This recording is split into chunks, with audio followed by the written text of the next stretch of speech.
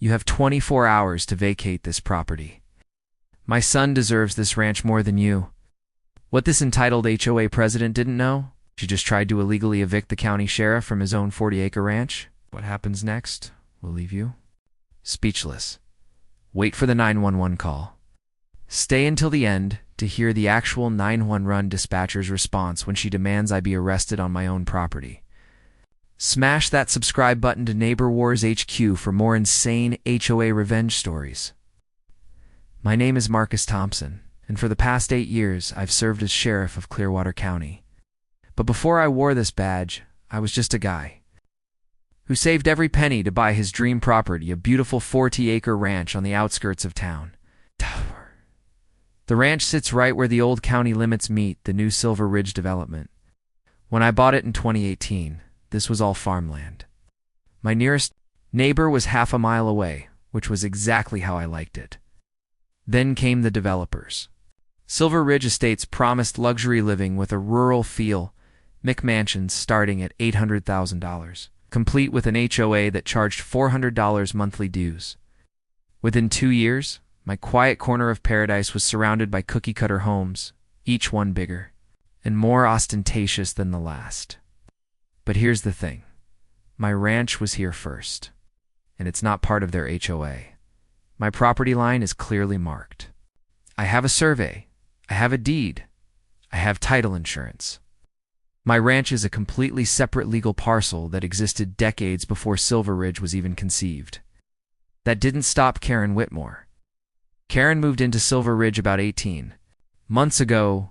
Within 3 months, she'd maneuvered herself into the HOA president position. Within 6 months, she'd made enemies of half the neighborhood with her ridiculous rules and vindictive enforcement. Chain link fence? That's a $200 fine. Wrong shade of beige on your shutters? Another $200. Kids' toys visible from the street? You guessed it, $200. But Karen had her sights set on something bigger than petty fines. She wanted my ranch. More specifically, she wanted my ranch for her precious 28-year-old son. Tyler, who still lived with her and had never held a job for her. More than 6 months? It started small. Karen would show up at my gate with her fake smile and her designer athleisure wear. "Marcus, have you ever thought about selling?" she'd ask. "This property is really too much for one person." "Not interested, Karen." "Well, Tyler is looking for a place to start a business. An organic farm, perhaps. Very trendy right now." "Still not." "Interested?" The hints became less subtle. Then came the letter. I came home from a 12-hour shift to find a certified letter taped to my door. It was on official Silver Ridge HOA letterhead. Notice of property violation and mandatory compliance according to Karen's letter. My ranch was in violation of approximately 37 different HOA rules. Unpainted barn violation of aesthetic standards. Livestock visible from neighboring properties, prohibited animals. Vehicles parked on grass parking violations, garden area not properly landscaped, curb appeal violation, property fence not up to HOA standards, and my personal favorite, failure to submit architectural plans for existing structures. The letter concluded with this gem: "Please remit $7,400 in fines within 30 days or face legal action. Additionally, all violations must be corrected immediately. Failure to comply may result in forced sale of the property to cover outstanding dues and legal fees." I actually laughed out loud. Then I called my attorney. My lawyer, Janet Rodriguez, had dealt with HOA overreach before. She drafted a response. That was polite but firm, explaining that my property predated the HOA, was never part of the HOA, and that any attempt to enforce HOA rules on my land would constitute harassment. Karen's response? She showed up at my ranch with Tyler and 3 other HOA board members. I was fixing a section of fence when I saw the small convoy of luxury SUVs pulling up my driveway. I set down my tools and walked over to meet them. "Can I help you folks?" Karen stepped out of her Mercedes, clutching a binder thick enough to use as a weapon. Tyler slouched behind her, perpetually glued to his phone. "Marcus, we need to have a serious conversation about your property." "Karen, my lawyer already responded to your letter. This property isn't part of your HOA. That's where you're wrong." She opened her binder with a dramatic flourish. According to county record sheet, I personally researched SHID. Your property falls within the expanded boundaries of Silver Ridge Estates as of the 2020 annexation vote. What annexation vote? The one approved by the County Planning Commission. All properties within a half-mile radius of Silver Ridge are now subject to our covenants and restrictions. I took a deep breath. Karen, I don't know where you got that information, but it's completely false. There was no annexation. My property has separate legal boundaries, and no vote by your HOA can change that. She smiled that smile. You know, the one I'm about to ruin your life smile? We'll see what the courts have to say about that. The meantime, I'm documenting every violation for our lawsuit. She held up her phone and started taking pictures of my barn, my truck, my chickens pecking in the yard. Tyler finally looked up from his phone. This place would be perfect for my Instagram farm concept. Very rustic aesthetic. You're what? I couldn't help myself. Tyler's planning to start an agritourism business, Karen explained proudly. Farm-to-table experiences for influencers. This property would be ideal after some major renovations, of course. We'd tear down that hideous barn and put up something more photogenic. I felt my jaw tighten. You need to leave. Now, we're on a public driveway, Karen sniffed. This is a private driveway on my property. You're trespassing. One of the other board members, a nervous-looking man named Dennis, tugged on Karen's sleeve. Karen, maybe we should go. But Karen wasn't done. Stepped closer, lowering her voice to what she probably thought was a threatening whisper. You're not going to win this, Marcus. I have resources. I have connections. Board behind me. Tyler needs this property to launch his career. You're just one person living on land that's too valuable to waste on livestock and whatever it is you do out here. What I do out here, I said quietly, is live my life on my property. For the last time, leave. She laughed. Or what? You'll call the police? The irony would have been funny if I wasn't so angry. They finally left, but not before Karen took about 50 more photos, and Tyler asked if I'd consider leasing him the property for his brand launch. Over the next 3 months, Karen made my life hell. She filed complaints with code enforcement, dismissed when the inspector confirmed I wasn't violating any county ordinances. She filed complaints with the planning department, also dismissed. She sent me weekly letters demanding I attend HOA meetings. I sent them back marked not a member. She tried to have my driveway access blocked, claiming it crossed HOA common area. A survey proved it didn't. She organized a neighborhood petition to encourage me to sell. I threw it in the recycling.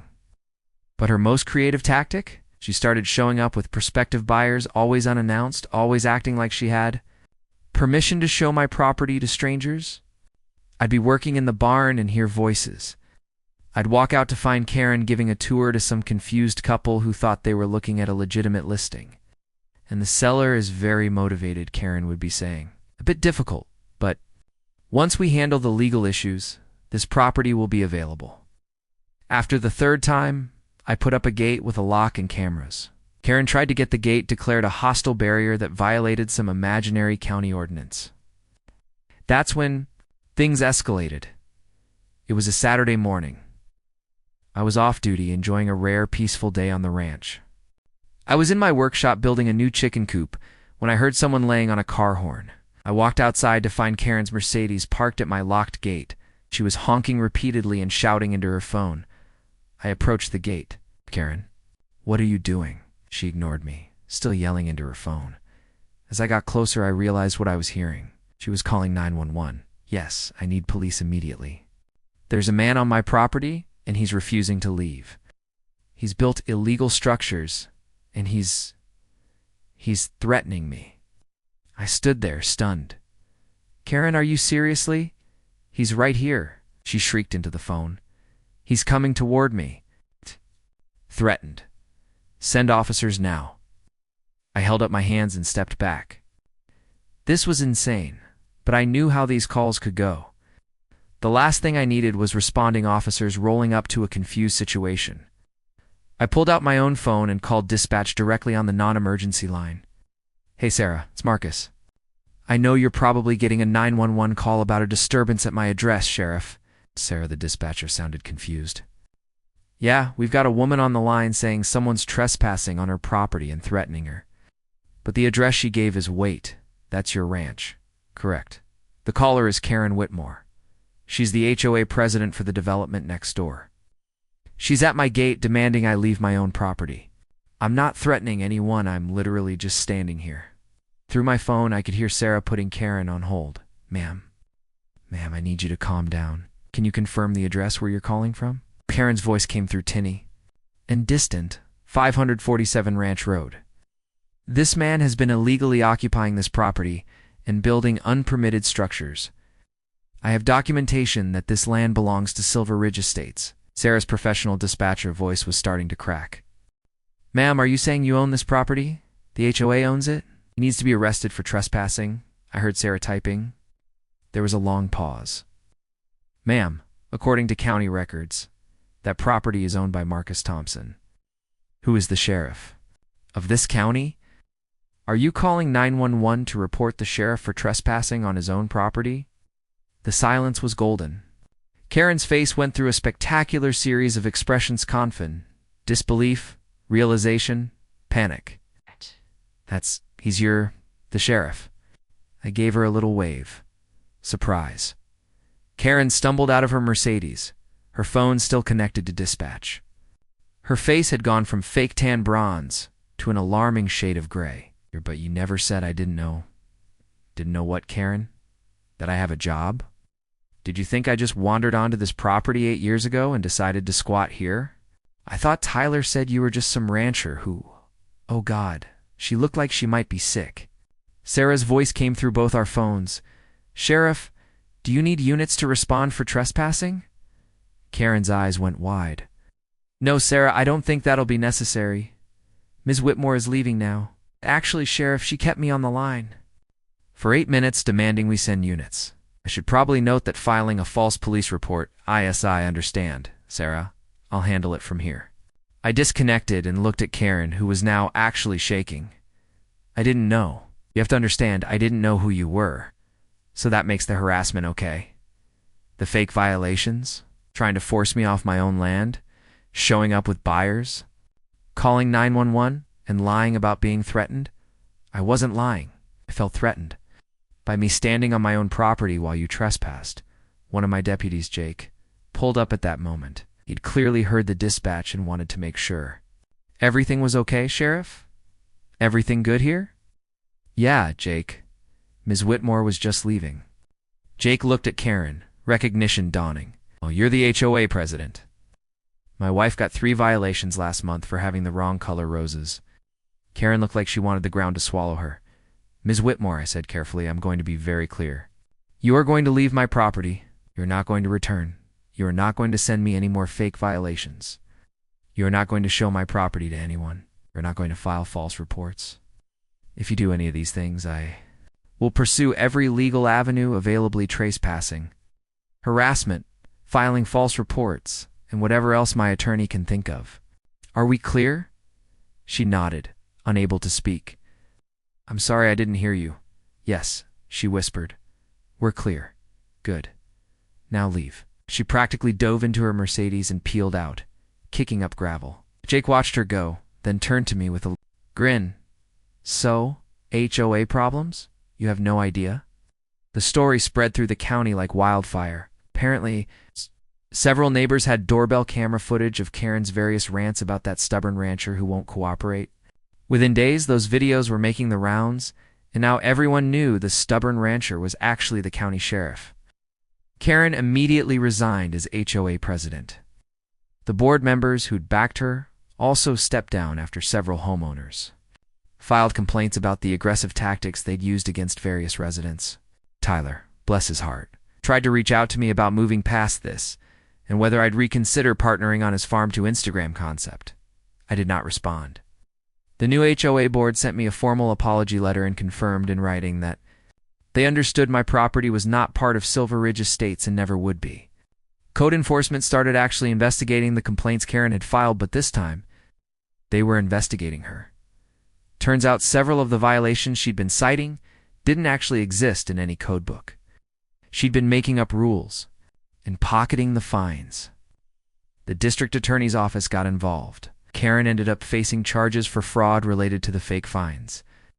She took a plea deal and paid restitution to dozens of homeowners, and my ranch, still standing, still peaceful, still mine.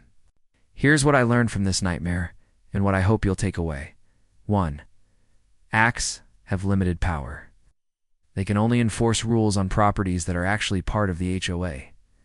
Always check your deed and property boundaries. 2. Document everything.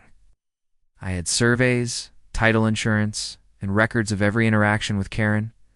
That documentation was invaluable. 3. Know your local officials. If you're facing HOA overreach, contact your county recorder, planning department, and code enforcement. They can tell you definitively whether you're subject to HOA jurisdiction. 4. False 911 calls are serious. Karen is lucky I didn't press charges. Filing false reports wastes emergency resources and can carry criminal penalties. 5. Stand your ground. Bullies like Karen count on people being too intimidated or too tired to fight back. But property rights exist for a reason. It's been over a year since Karen's infamous 911 call. My ranch is thriving, and my chickens are happy. My barn is still aesthetically non-compliant, and I couldn't care less. The new HOA board actually invited me to a neighborhood BBQ last month as a peace offering. I went. It was nice. Several residents apologized for not standing up to Karen sooner. Tyler moved back to California to find himself. According to neighborhood gossip, the Instagram farm dream is dead. Karen sold her house and moved to a different county. I heard she tried to run for HOA president in her new neighborhood but was voted down unanimously when residents Googled her name and found the news articles about the fraud charges. As for me, I'm still the sheriff, still living on my ranch, still not part of any HOA, and every time I see that locked gate with my private property sign, I smile. Sometimes karma works slowly. Sometimes it works with perfect, beautiful precision. Karen thought she could bully her way into taking my property because she assumed I was powerless. She learned the hard way that property rights don't care about your HOA title or your sense of entitlement. The best part? She did it all to herself. Every harassing letter, every fake violation, every trespassing incident, she built her own case against herself. Also, too. Anyone out there dealing with an HOA? Nightmare. Document everything. Oh, your rights. Don't be afraid to stand up to bullies, even when they come with official-looking letterhead and fake authority. Your property is yours. Don't let anyone tell you otherwise. If you love this story, you'll want to see these next. Gives. HOA painted my house while I was on vacation. I painted theirs back. Gives entitled neighbor cut down. My 100-year-old oak tree. I sent her the $50,000 bill. Gives HOA banned my American flag. I covered my entire roof with one smash. That subscribe button to Neighbor Wars HQ. Hit the notification bell so you never miss a revenge story. Drop a comment below. What would you have done if Karen showed up at your gate?